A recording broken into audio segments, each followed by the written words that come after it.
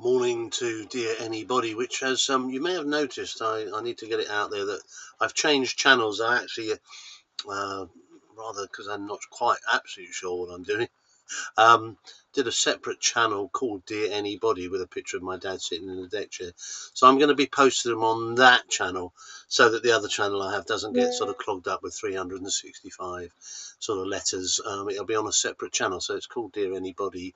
So I hope you'll be able to find that. Anyway, we're at day 6, January the 6th.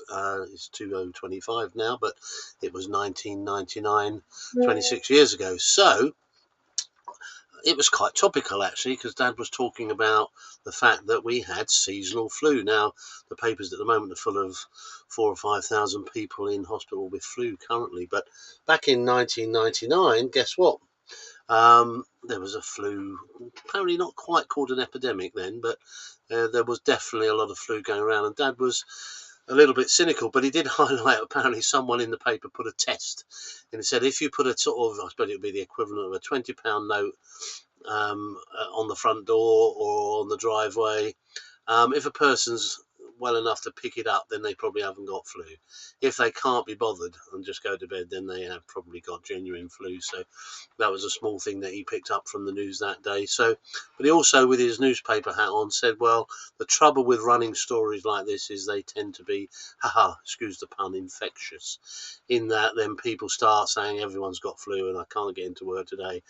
And he cited a sort of work colleague who couldn't get in because of flu, but then 2 days later managed to get sort of 28 miles away to the airport to fly off to Switzerland or somewhere. So he was saying that maybe when there's this sort of mass reporting, it can actually create a problem for employers and just ups the absence rate a little bit, which may or may not be true, of course.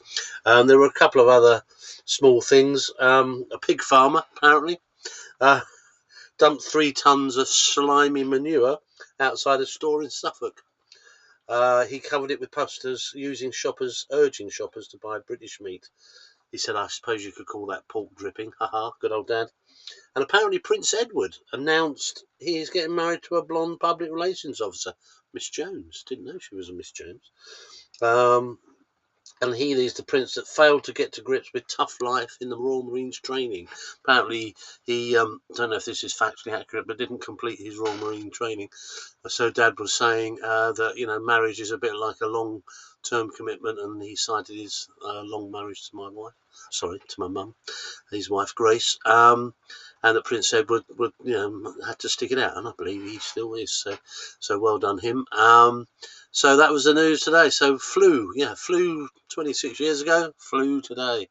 But at the moment I feel great, so that's good. Anyway, thanks for watching and see you tomorrow. Take care. Bye.